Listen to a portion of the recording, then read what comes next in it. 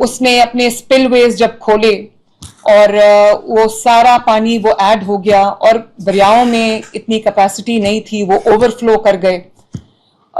उसमें हम क्या क्या इंटरवेंशंस कर सकते हैं उस पर मैं बाद में बात करूंगी, क्योंकि इस वक्त ये एक 5 स्टेजेस का 5 टियर्स का प्लान है जिसको मैं अब कमिश्नर्स और डीसीज और सारे डिपार्टमेंट्स जो है मैं चाहती हूँ कि ध्यान से सुन लें।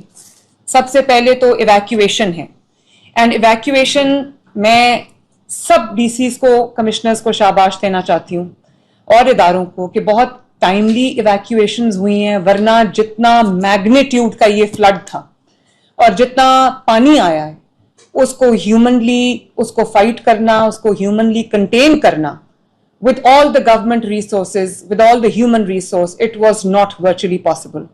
तो टाइमली इवैक्यूएशंस की वजह से बहुत सारी, मैं कहूँगी हजारों लाखों जानें माशाल्लाह बच गई हैं। और ना सिर्फ ये कि हमने लोगों को, इंसानी जानों को इवैक्यूएट किया है, अल्लाह ताला का शुक्र है बचाया है, बल्कि बहुत सारे लाइव स्टॉक को, लोगों का जो जिसके ऊपर लाइवलीहुड डिपेंड करता है, लोगों की जिंदगियां और लोगों की जो घरों की जो चलता है वो घर, वो उस लाइव स्टॉक पे चलता है, वो उनका लाइवलीहुड है। तो तकरीबन हमने जो लोगों को इस वक्त पर्सन्स इवैक्यूएटेड एंड ट्रांसपोर्टेड, वो तकरीबन 6 लाख के करीब पंजाब के वो लोग हैं जो इनंडेटेड एरिया से हमने इवैक्यूएट किए हैं, टाइमली इवैक्यूएट किए हैं। और जो एनिमल्स इवैक्यूएटेड हैं वो तकरीबन 4.5 लाख, और 4.5 लाख एनिमल्स का मतलब है 4.5 लाख लाइवलीहुड्स आपने बचाई हैं। तो बहुत अच्छा ये एक ऑपरेशन हुआ है। और अगर मैं ये कहूं कि पाकिस्तान की तारीख का ये सबसे बड़ा इवैक्यूएशन और रेस्क्यू ऑपरेशन था, तो ये मेरा ख्याल है कि ये एग्जैजरेशन नहीं है, मुबालगा आराई नहीं है। और इस रेस्क्यू ऑपरेशन को, इस लेवल की, इस मैग्नीट्यूड की इवैक्यूएशन को कैरी आउट करने के लिए आई थिंक मैं आप सबकी बहुत शुक्रगुजार भी हूँ। पहला मरहला इवैक्यूएशन है, अच्छी तरह से वो अंजाम को पहुंचा। अब जिन डिस्ट्रिक्ट्स में सैलाब का खतरा है, पानी आने का खतरा है, उनको मैं ये कहूंगी कि वो टाइमली इवैक्यूएशंस करें। चाहे आपको, मैं इस चीज को अंडरस्टैंड करती हूँ कि लोगों को अपना घर छोड़ के जाने में थोड़े से रिजर्वेशंस होते हैं, एक ह्यूमन ये एक इमोशन है। तो मैं आपसे ये कहूंगी कि अगर आपको फुल इवैक्यूएशन भी करनी पड़े लोगों की जान और माल बचाने के लिए, तो वो आपको करना चाहिए। इसलिए जो जो अब डिस्ट्रिक्ट्स अब जिनकी लाइफली अल्लाह ताला खैर रखे, बट जो डिस्ट्रिक्ट्स अब अंडर स्ट्रेस आने वाले हैं, वो जंग है, मुल्तान है, मुजफ्फरगढ़ है, उकाड़ा है, साहिवाल है, टोबा टेक सिंह है, खानेवाल है, कसूर है, पाकपतन है, विहाड़ी है, बहावल नगर है, बहावलपुर है, और अगले 2-3 दिन के बाद राजनपुर है, रहीम यार खान है। इन सब को अपनी प्रिपेयर्डनेस जो है उसको बिल्कुल एयर टाइट बनाना चाहिए, टाइमली इवैक्यूएशंस करनी चाहिए और रेस्क्यू के लिए तैयार रहना चाहिए। और सिर्फ जो मैंने जैसे कहा कि अपने सिटीजन्स को रेस्क्यू नहीं करना, उनका माल मवेशी भी रेस्क्यू करना है, उसके लिए भी आपकी प्रिपेयर्डनेस होनी चाहिए। और जो आपकी बोट्स हैं उसके अंदर पूरा जो एक गाय भैंसों को या बकरियों को उस एक कश्ती पे चढ़ाना बहुत मुश्किल है, तो कुछ डिस्ट्रिक्ट्स ने वो बेड़े यूज किए। तो मैं तमाम डिस्ट्रिक्ट्स को, मेरी ये स्टैंडिंग इंस्ट्रक्शन है कि वो अपने बेड़े अरेंज करें ताकि वो उसके ऊपर एक वक्त में बहुत बड़ी तादाद में जो मवेशी है उसको आप रेस्क्यू कर सकते हैं, इवैक्यूएट कर सकते हैं। तो आप अपने जो बेड़े हैं वो हर डिस्ट्रिक्ट के पास मुझे अपना बेड़े रेडी करके और मुझे उसके बाद उसकी जो वीडियोज हैं और तस्वीर हैं वो मुझे मिलनी चाहिए। इवैक्यूएशन का प्रोसेस हो गया, रेस्क्यू का स्टेज हो गई, जिन जगहों से पानी जो है वो रिसीड कर गया। अब रिलीफ ऑपरेशन की मैं बात करूंगी। रिलीफ ऑपरेशन मेरे नजर में अच्छा चल रहा है, अच्छी बात है, लेकिन हमने सिर्फ बेसिक गवर्नेंस नहीं करनी, हमने सिर्फ लोगों को ये नहीं कहना कि गवर्नमेंट मौजूद है, काम कर रही है। ये पंजाब है, यहां पर अगर चीफ मिनिस्टर खुद यहाँ पर मैं ये नहीं कह सकती कि ये मेरा काम नहीं है, ये पंजाब है, यहाँ चीफ मिनिस्टर का काम है, चीफ मिनिस्टर और हम सब आवाम को जवाब दें। तो रिलीफ ऑपरेशंस में कोई कमी नहीं आनी चाहिए। जहां जहां आपको टेंट विलेज बनाने की जरूरत है वहां पर आप टेंट विलेज बनाएं, और जहां पर अगर टेंट विलेज बना रहे हैं और वहां पर लोगों को एक जो टॉयलेट की या बाथरूम की सहूलत मौजूद नहीं है, वहां मोबाइल बाथरूम्स रखें। और कोशिश ये करें कि टेंट विलेज बनाने की बजाय, अभी हमारे स्कूल्स जो हैं वो, क्योंकि स्कूल अभी ऑन नहीं हुए गर्मियों की छुट्टियों के बाद, तो जहां जहां पर स्कूल्स इनंडेटेड नहीं है, सेफ एरियाज में स्कूल्स हैं, स्कूल की इमारतों को यूज करें क्योंकि वहां पर टॉयलेट की फैसिलिटी मौजूद है। और अगर सेग्रीगेशन लोग चाहते हैं, जाहिर है विलेज के लोग हैं, उनके अपने सेंसिबिलिटीज हैं, तो एक बिल्डिंग जो है वो खवातीन को दें, बच्चों को दें, और एक बिल्डिंग जो है वो मर्द हजरात को दें, ताकि वहां पर जो इंफ्रास्ट्रक्चर है वो मौजूद है और एक ही जगह पे लोगों को केटर करना आसान होता है। नंबर 1। नंबर 2, रिलीफ के अंदर हमें अपनी पूरी जो उनके लिए रिक्वायरमेंट है, मेडिसिन की, एंटीडोट्स की, वैक्सीन्स की, उसकी मिकदार, चाहे वो इंसानों के लिए हो या लाइफ स्टॉक के लिए हो, टीम्स को रेडी रखें। मैंने क्लिनिक्स ऑन व्हील्स, मैंने सबसे पूछा है, क्लिनिक्स ऑन व्हील्स जो है वो फंक्शनल हैं।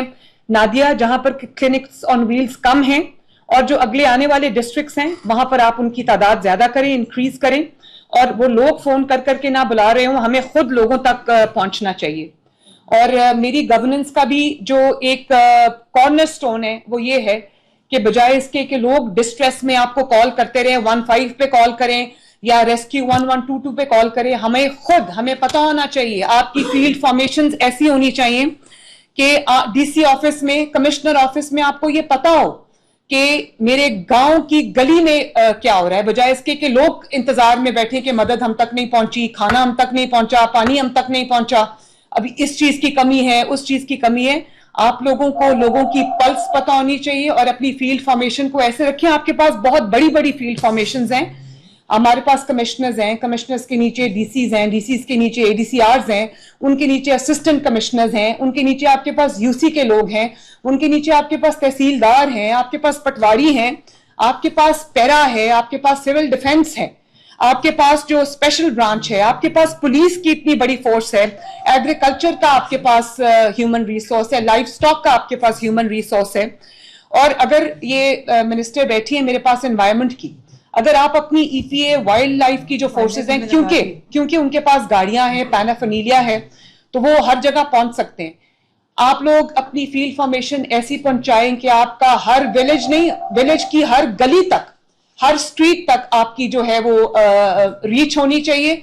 और बजाय इसके कि कोई आपके पास बार बार आपको कॉल करे, या आपको जो टीवी पे हम देखते हैं कभी, या सोशल मीडिया पे दुहाइयां लोग दे रहे हैं कि हमारे पास कोई पहुंचा नहीं है, भले ऐसे विजुअल्स कम हैं, लेकिन बजाय इसके कि वो आपको कांटेक्ट करें, आपको खुद जरूरतमंद तक पहुंचना है। मेरी गवर्नेंस का जो है वो यही मॉडल है। तो मैं ये उम्मीद करती हूं कि आप लोग मेरा जो एक मॉडल है उसको अपहोल्ड करेंगे और मेरी नेकनामी में इजाफे का बाइस बनेंगे। Thank you. और उसके बाद जो है वो कुक्ड फूड या ड्राई राशन, मैं तमाम डीसीज को, मेरी स्टैंडिंग इंस्ट्रक्शन है, चीफ सेक्रेटरी साहब ये बात पहले कर चुके हैं कि आपने इस वक्त पैसों को नहीं देखना, आपने इस वक्त तो वो जो यूजुअल एक पूरा प्रोसेस चलता है उसको नहीं देखना। जहां जहां पर आपको जरूरत है एडिशनल फंड्स की, जिसके अंदर आपने प्रोक्योरमेंट करनी है, ड्राई राशन की प्रोक्योरमेंट करनी है, या अपना जो कुक्ड मील्स हैं, वो लोग स्ट्रैंडेड हैं जहां जहां, वहां पर उनको खाने की जरूरत है। कई लोगों को कैंप्स में कुक्ड फूड की जरूरत है, कई लोगों को जो अपने घरों की छतों पे स्ट्रैंडेड हैं उनको जरूरत है ड्राई राशन की।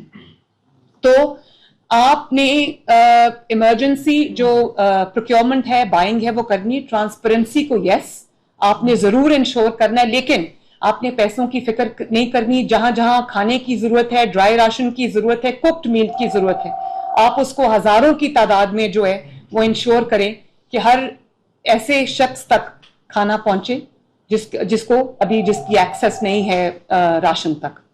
उसके बाद जो लाइफ स्टॉक है, उसका जो फॉडर है, उसका जो पीने का पानी है, वो भी आपने इंश्योर करना है। अभी मुझे कल भी पता चला था कि 1-2 डिस्ट्रिक्ट्स में फॉडर की जो चारा है उसकी शॉर्टेज हो गई थी। तो कहीं भी फॉडर की शॉर्टेज नहीं होनी चाहिए। जो इस वक्त डिस्ट्रिक्ट्स डिस्ट्रेस में हैं, उनके लिए अगर फॉडर की जरूरत है कहीं से, तो वो आप बाहर से मंगवा लें, अरेंज कर लें, मुझे इत्तला करें, वो हम इंशाल्लाह ताला इंश्योर कर देंगे। फिर आपकी जो रिहेबिलिटेशन की फेज है, उस पर हम अभी नहीं आए, लेकिन जिन जगहों पे पानी रिसीड कर गए, वहां पे स्पेशली जो अस्पताल हैं, जो बेसिक हेल्थ यूनिट्स हैं, जो रूरल हेल्थ सेंटर्स हैं, या जो गवर्नमेंट के भी अस्पताल हैं, जहां पर अगर एक्सेस नहीं है पानी की इनंडेशन की वजह से, या कोई अगर हॉस्पिटल में जहां पे पानी है, तो उनका सबसे पहले जहां जहां वाटर रिसीड कर रहा है, उनका डी वाटरिंग हमारी पहली प्रायोरिटी होनी चाहिए। जहां जहां पानी रिसीड कर गया है, वहां पे जो टेम्पररी कनेक्टिविटी है, उसको फौरन बहाल किया जाए। उसके लिए आपको जो भी करना पड़े आप करें, ताकि राब्ते लोगों के ना टूटे, लोगों को तकलीफ ना हो।